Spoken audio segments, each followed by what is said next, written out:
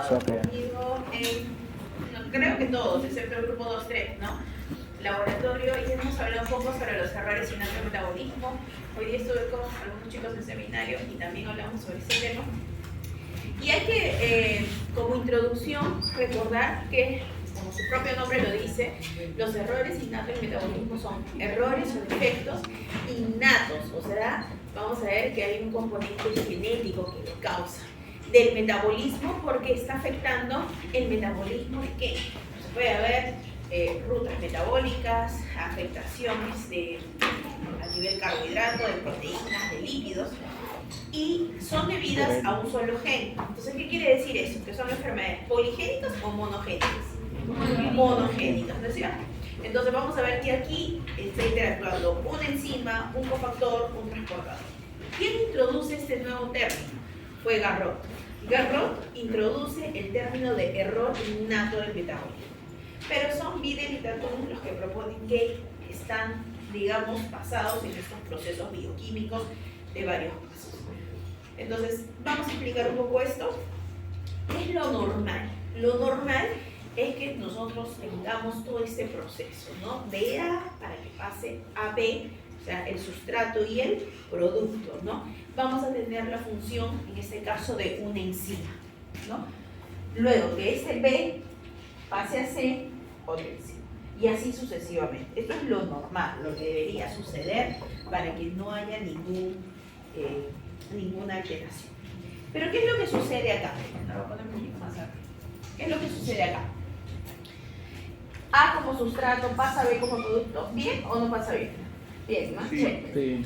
Este B pasa a C. Pero ¿qué pasa en C? Miren cómo está esta I de acá. ¿Está normal? ¿Mismo tamaño o está disminuida? Disminuida. Entonces, esta enzima está disminuida. Y si está disminuida, ¿podrá hacer que C como sustrato pase a D como producto o no?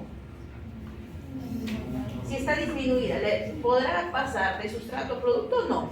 Condición. No. ¿Qué pasará con C? Se acumula, ¿no es cierto? Imagínense que fuera como un carro, ¿no? Entonces, si esto está obstruido, ¿qué va a pasar con esto? Se va a acumular, se va a llenar. Y lo que está hacia después, posteriormente, va a estar disminuido. Entonces, funciona muy sencillo, ¿no? Cuando la enzima esté afectada, el sustrato se acumula y el producto disminuye. Ahora, nuestro organismo es muy inteligente, pues no va a decir, ok, ya se acumuló y listo. No, busca a veces rutas alternas. Y al buscar rutas alternas puede generar metabolitos, sí, como para cumplir esa función de D, pero siguen siendo metabolitos tóxicos. Entonces, metabolitos que al final van a afectar el desarrollo de estos pacientes. Entonces, vamos a poner este ejemplo, ¿no? Miren, el sustrato, ¿no? Aquí hay una enzima y da un producto. Ahora, esta enzima no es una enzima que se creó porque se creó. Obviamente sabemos que todo gen va a tener un producto, que es un producto proteico que puede funcionar como enzima, como receptor, etc. Entonces, digamos que aquí hay una mutación genética que está causando que esta enzima esté defectuosa. ¿Por qué? Puede ser una mutación missense, puede ser una mutación nonsense, una proteína trunca, una enzima que no esté funcionando, ¿no? Y las otras vías metabólicas que se van a generar. ¿Cuáles son las herencias más frecuentes en los errores innatos del metabolismo? Son las herencias recesivas, es lo más frecuente. Y acuérdense nuevamente, cuando hablamos recesivas autosómicas, estamos hablando que el defecto está en los genes que se encuentran entre los cromosomos 1 al 22. Mientras que también pueden haber recesivas ligadas al cromosoma X. Hay algunas que son dominantes autosómicas o dominantes ligadas al X. Y las mitocondriales. Incluso se acuerdan en el laboratorio los que llevaron conmigo una condición mitocondrial, ¿cuál era? Síndrome de Melas, ¿no es cierto? Y recesivos vimos varios, vimos mucopolisacaridosis, ¿qué más vimos? La lactosemia, etc. Entonces, la edad de aparición, ustedes lo van a ver aquí, miren, es variada. Tenemos casos de bebés que nacen ya, porque acuérdense, volvemos al título, es un error innato, es innato. Ese bebé o esta persona ha nacido con un defecto genético en un gen que está afectando a nivel de una enzima, está afectando a nivel metabólico. Entonces, lo tiene desde aquí toda la vida. Lo puede presentar acá cuando nace, lo puede presentar cuando tiene 5, 7, 8 años, cuando tiene 12, 15, 20 o cuando es adulto incluso. Incluso hoy día hablábamos de que hay condiciones, ¿no?, que pueden pasar desapercibidas y tener hasta muy pocos síntomas, ¿no?, en la adultez. Entonces, hay que recordar que ese es el espectro de los errores innatos metabólicos. Ahora, en Perú, ¿cuál es la incidencia? Aproximadamente, miren, 1 en 500 o 800 recién nacidos vivos. Entonces, eso es un poco frecuente si lo ven en esa magnitud, ¿no? 1 en 500, 1 en 800. Pero miren, en realidad, ¿cuántos tenemos? Casi 875 a 1400 pacientes hoy en día que sufren una condición, un error innato del metabolismo, ¿no? ¿Cómo se clasifica? Hay diferentes clasificaciones. Podemos hablar error innato por intoxicación. ¿Qué significa por intoxicación? Por ese metabolito tóxico que se produjo. Error innato por deficiencia de energía, porque no hay el producto que esperábamos, está disminuido. O por depósito, porque el sustrato se acumuló, ¿no? Entonces, acá tenemos, regreso a esta acá. Tenemos error innato por depósito. Error innato por deficiencia del producto o deficiencia de energía y error innato por intoxicación. Entonces puede ser variados. Algunos pacientes presentarán por depósito, enfermedades de depósito lisosomal, por eso se llaman de depósito. Algunos tendrán por deficiencia, otros por metabolitos tóxicos. Entonces, vamos a ver cada una. Las que son por intoxicación es también por el acúmulo del sustrato tóxico. Acuérdense que este sustrato va a dar una vía tóxica, ¿no?, un metabolito tóxico. Acá tenemos a las aminoacidopatías, las acidurias orgánicas, tenemos a los defectos del metabolismo de los carbohidratos y defectos del ciclo de la urea. En cambio, los que son por deficiencia energética, o sea, deficiencia en el producto, vamos a ver metabolismo de los carbohidratos también, mitocondriales, deficiencia de oxidación de los ácidos grasos. Y las de depósito son básicamente las de depósito lisosomal y las peroxisomales, ¿no? ¿Por qué? Porque se acumulan estos sustratos en organelas, como son los lisosomas o los peroxisomas. Las manifestaciones clínicas son heterogéneas, son variadas. Por ejemplo, las de depósito lisosomal pueden involucrar, por ejemplo, la hepatomegalia progresiva, que significa que este hígado se incremente en su tamaño, ¿no? La esplenomegalia, el vaso agrandado. Una neuroregresión, que significa que el niño se desarrollaba completamente normal durante los primeros años de vida y luego comienza a regresionar. Si a los 3 años ya hablaba y caminaba y corría, luego deja de caminar, deja de hablar y regresiona neurológicamente. La carita tosca, ¿no?, contracturas progresivas, articulares, neuropatías periféricas, etc. Incluso ya hemos visto algunos de estos ejemplos, ¿no?, en el laboratorio. Aminoacidopatías usualmente se dan en periodo neonatal, usualmente luego de la exposición a proteínas. En este caso, uno de los ejemplos son la fenilcetonuria, encefalopatía, coma y obviamente puede llegar hasta la muerte, ¿no?, o discapacidad intelectual y muerte, que es lo peor. Y las enfermedades peroxisomales usualmente tienen carita dismórfica, compromiso neurológico, compromiso hepático, compromiso de glándulas adrenales, etc. Entonces, justo eso hablábamos ayer, ¿no?, en el laboratorio y el martes con algunos de ustedes. ¿Qué pruebas necesitamos para hacer un diagnóstico de estas condiciones? Lo primero que vamos a hacer, obviamente, va a ser exámenes enzimáticos, ¿no? Porque si ya estamos sospechando que es un error innato del metabolismo, tenemos que ver cuál es este problema enzimático que está sucediendo. Pues también podemos cuantificar el metabolito. Podemos determinar también mutaciones por secuenciamiento específicamente, o si fuera necesario, si existieran algunas condiciones que se deban a pérdida o ganancia material, tenemos el MLPA o el CMA.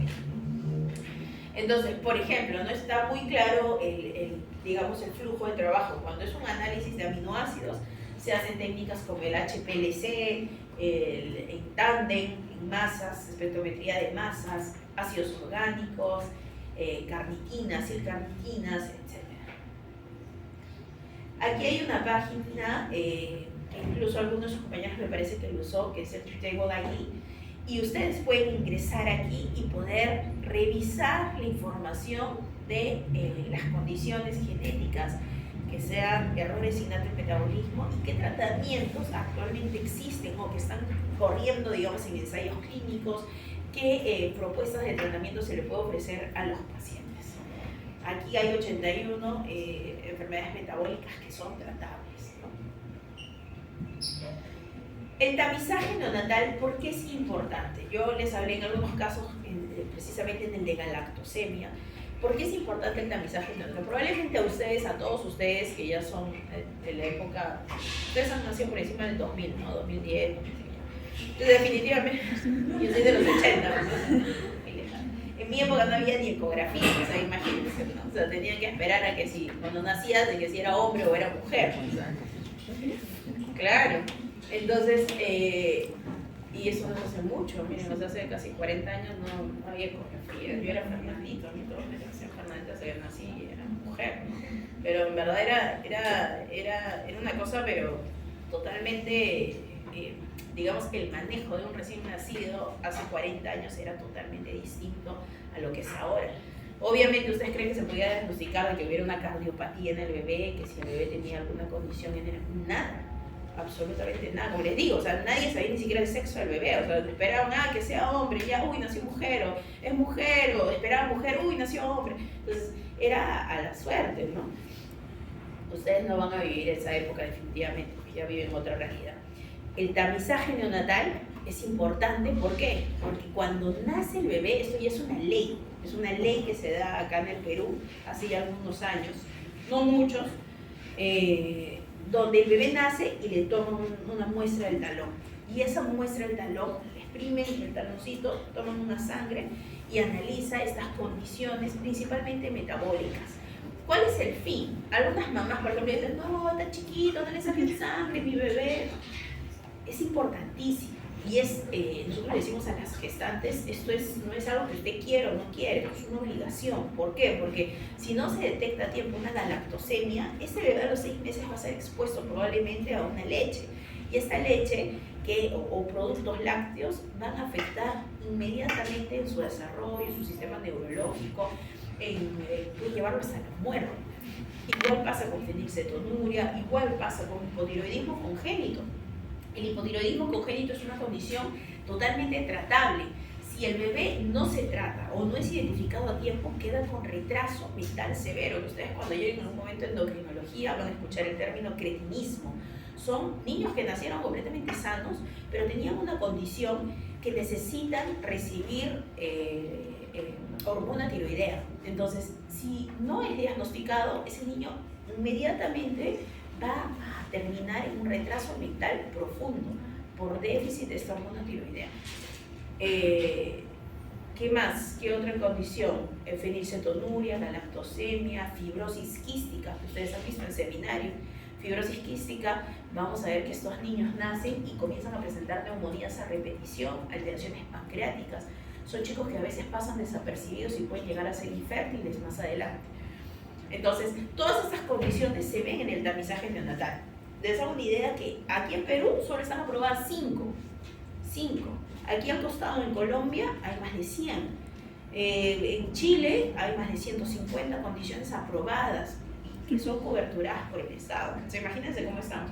Hoy en día solamente te cubre el Estado 4 y una adicional que es la que vean el oído y ceguera. Obviamente el que quiera hacerlo de forma particular va a un laboratorio privado y paga el de 100, obviamente le cuesta como 1000 soles. Pero imagínense cómo está nuestro sistema de salud, ¿no? O sea, eso no debería suceder. Yo cuando una vez fui a un congreso en Colombia, todos hablaban sus paneles de 100, de 150, y entonces decían, en Perú hay 4 nada más, aprobadas por ley. O sea, y no es que tengan que descubrir la pólvora, o sea, es que este sistema de salud copia lo mismo y dice, ok, voy a hacer esto mismo acá, y lo utilizan, ¿no? O sea, no hay que hacer más. Te das cuenta de qué cosa es lo que se necesita en nuestro país. Ya ni qué decirles, le digo, pues en Estados Unidos hacen pues tándem, ya hacen mucopolisacáridos, o sea, todo lo que se puedan imaginar en un niño apenas nace, o sea, ya es otro nivel, ¿no? Miren, incluso, como le digo, no es algo que tienen que descubrir la pólvora acá en Perú, ¿no? O sea, ya hay digamos, guías que te dicen qué es lo mínimo que deberías tener de condiciones para diagnosticar. Y mientras, ustedes se dan cuenta, mientras no se controle eso, vamos a seguir teniendo niños que nacen y van directamente a la UCI, niños que no son diagnosticados.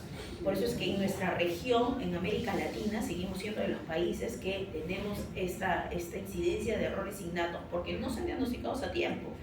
Y a la larga, si ustedes se dan cuenta, ¿qué cuesta más? ¿Hacer un tamizaje neonatal oportuno o días hospitalizados en UCI, tomografías, exámenes? Definitivamente no hay punto de comparación. Entonces eso es algo que de verdad tenemos que cambiar. Si por aquí alguien es ministro en algunos años, ya sabe que tiene que hacer esto. Ejemplos de algunos errores innatos del metabolismo: fenilcetonuria. Miren, las aminoacidopatías son condiciones que se deben a deficiencias en este caso, ¿no?, de la fenilalanina hidroxilasa. Esta enzima, la fenilalanina hidroxilasa, es la que va a estar relacionada a esta condición. En inglés se escribe PAH, el gen se escribe igual, PAH, y la condición es autosómica recesiva. También puede ser por deficiencia de un cofactor, que es la tetrahidrobiopterina. Ese es el menor porcentaje de los casos, pero hoy en día se estila estudiar los dos. ¿Cuál es la consecuencia bioquímica en este caso? Se acumula la fenilalanina, se altera la proliferación dendrítica, o sea, el sistema nervioso, la mielinización, y además se inhiben la síntesis de serotonina, dopamina, noradrenalina.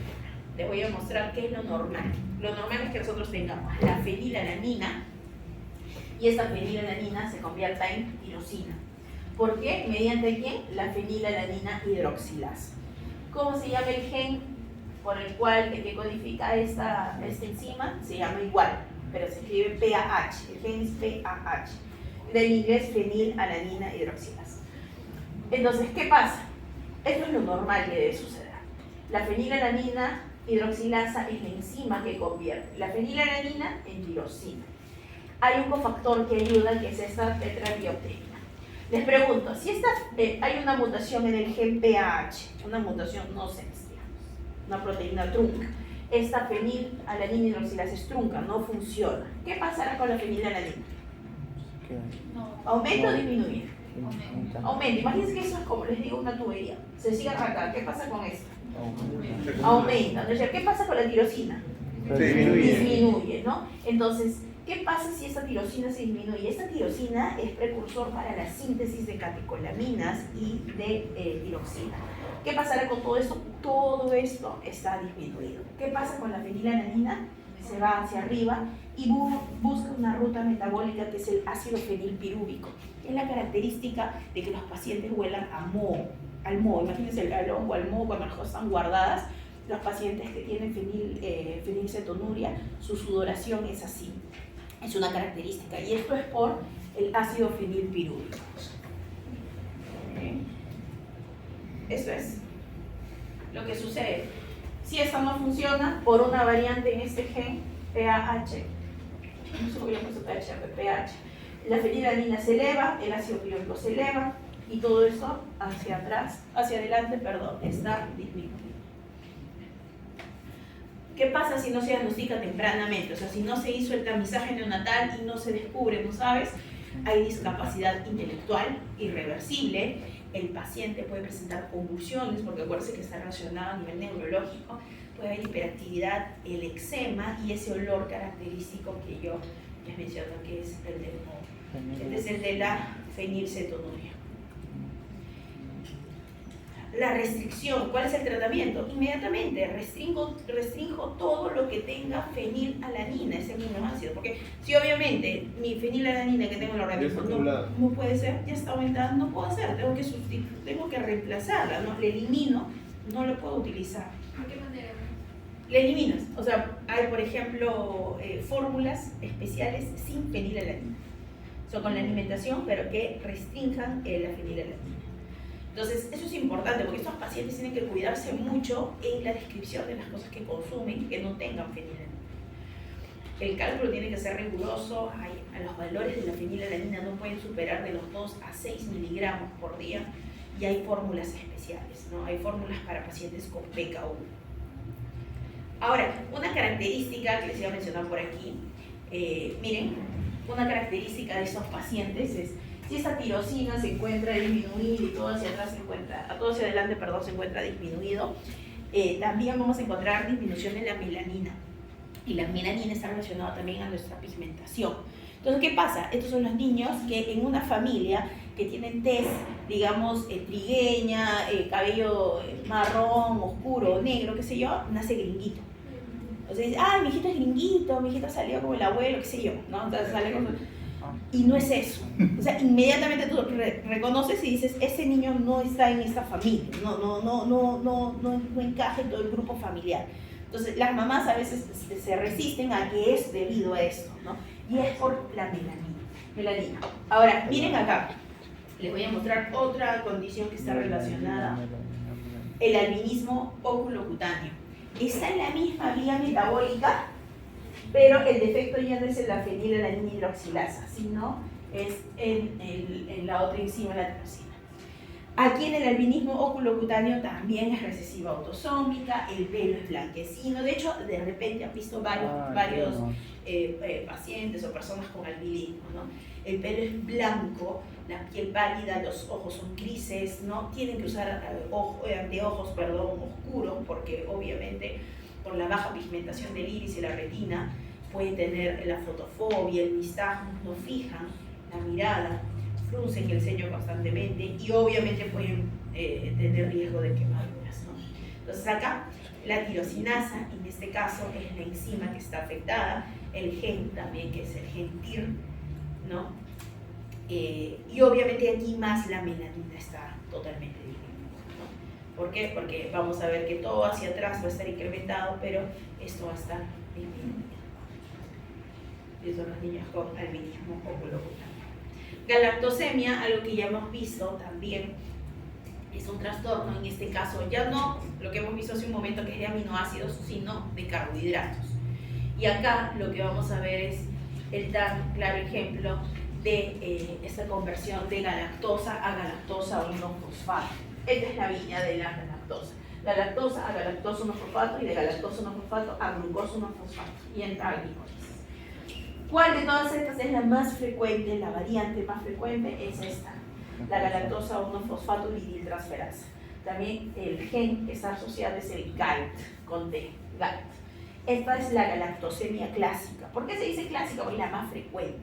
A las demás se les conoce como variantes. Incluso hasta hace un par de años se descubrió otro gen, que algunos lo vieron en el laboratorio, que es el GALT con M.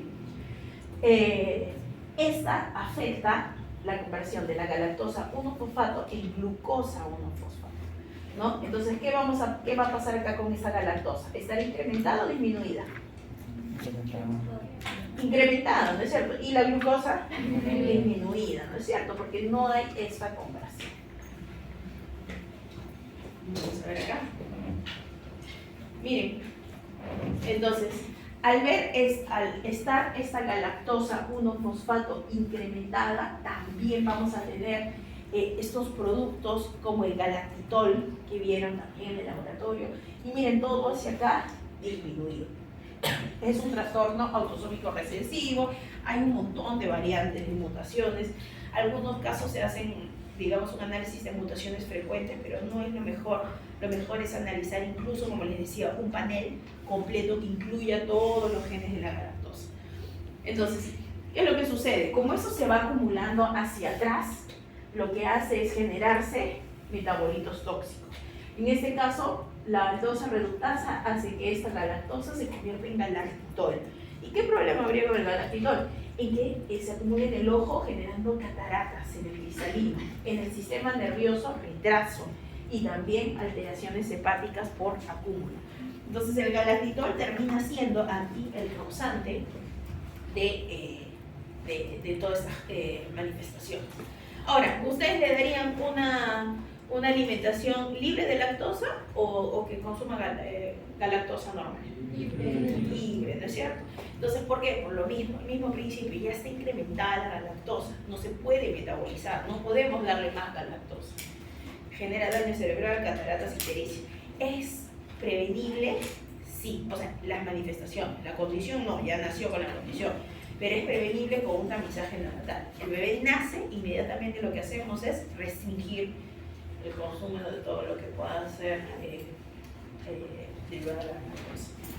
Tratamiento, restringe la galactosa y obviamente la lactosa, porque la lactosa es un disacárido que está compuesto de glucosa y galactosa, ¿no? El diagnóstico oportuno, esencial, importante. Yo he visto casos de pacientes en que por no hacerles un tamizaje neonatal, bebé en coma, en la UCI, sin poder reaccionar, con un retraso, o sea, ya imagínense la afectación cerebral que puede tener simplemente porque no le hicieron un tamizaje neonatal. O sea, eso es algo que no se puede permitir hoy en día, ¿no? ¿Se puede hacer un diagnóstico oportuno? Claro que sí. Miren, la hipercolesterolemia familiar.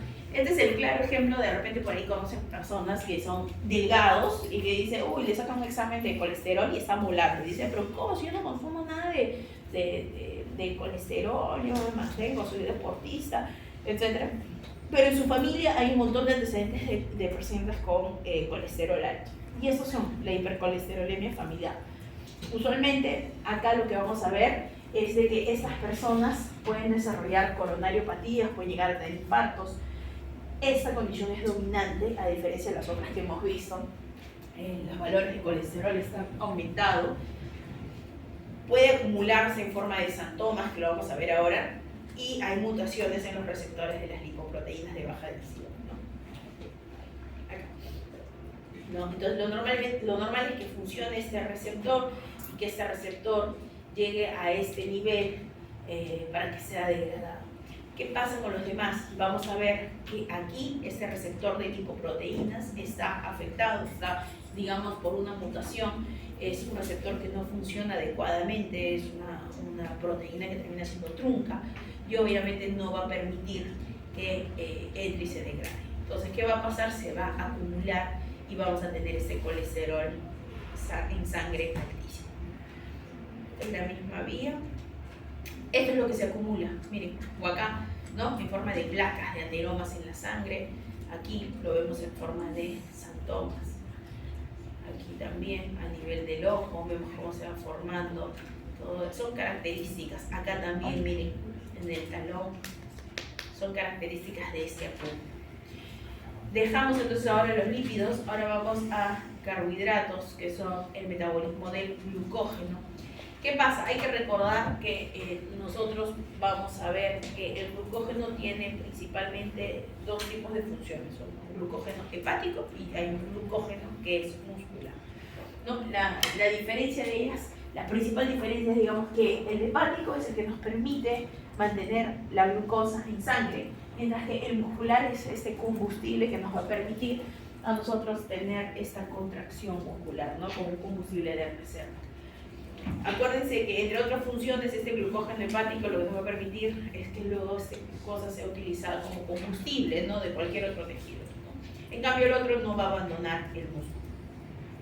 Entonces, de todos esos defectos vamos a ver diferentes tipos. Hay varios tipos, miren, tipo 1, tipo 2, tipo 3, tipo 4, acá está 1A, 1B, glucosa 6-fosfatasa, alteración del transportador, de la fosfofructoquinasa, etc.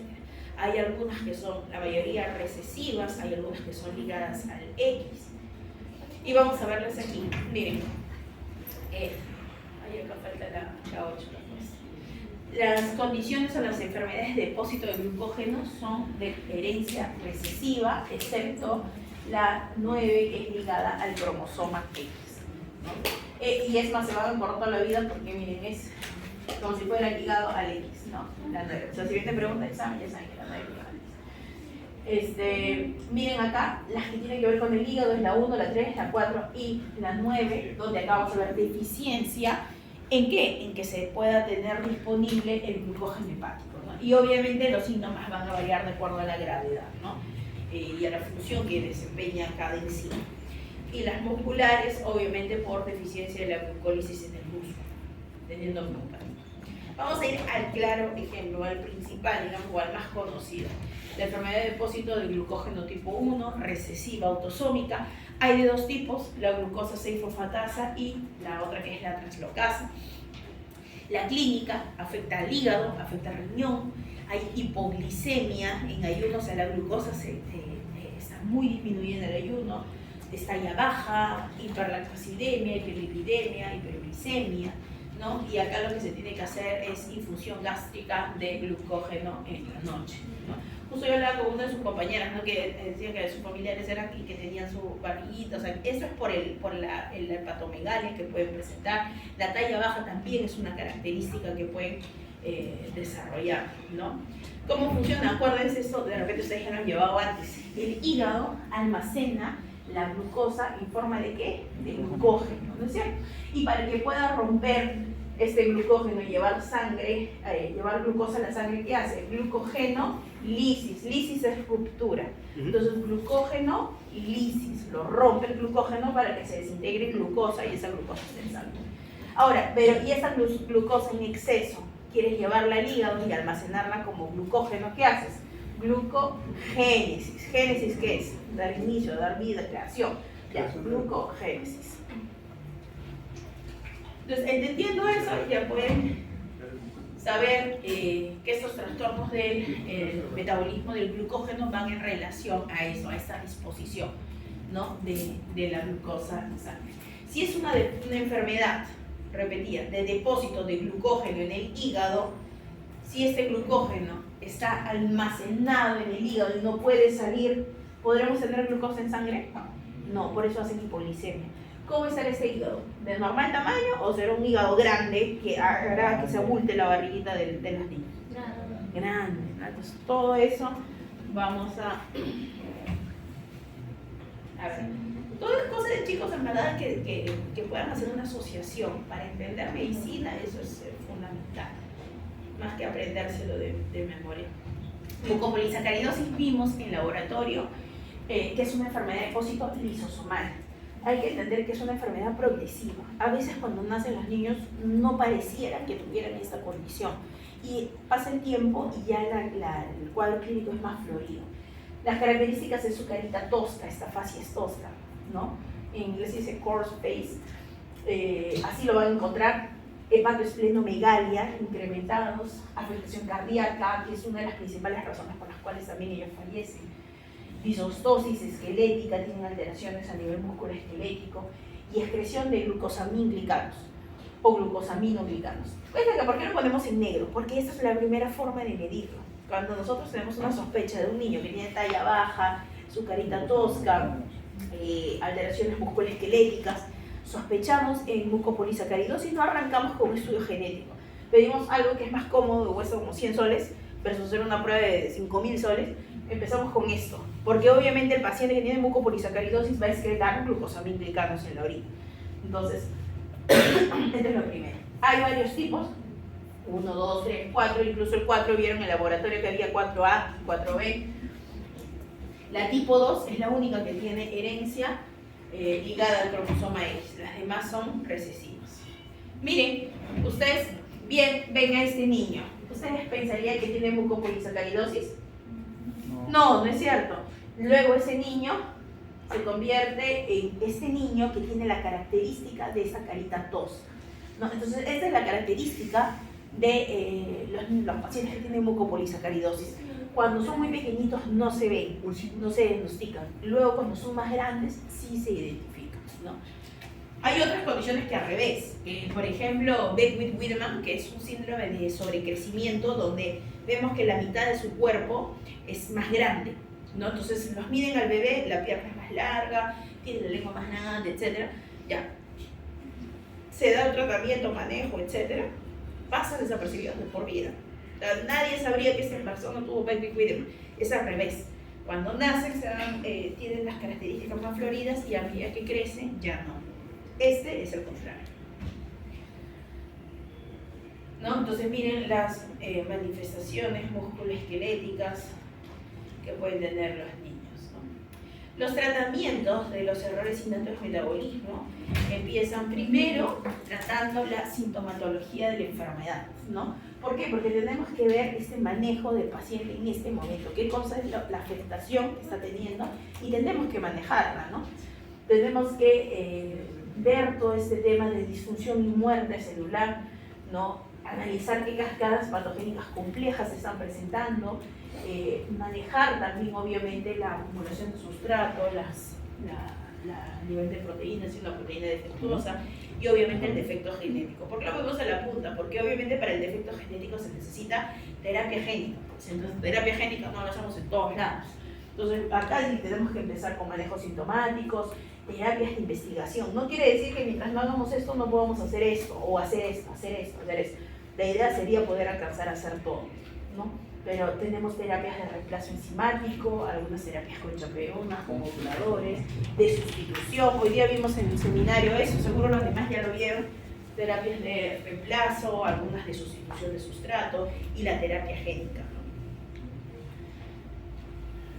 ¿no? Muy bien, no sé quién puso el otro grano. Ya está. Muy bien. Chicos, nos queda solo una clase para el parcial.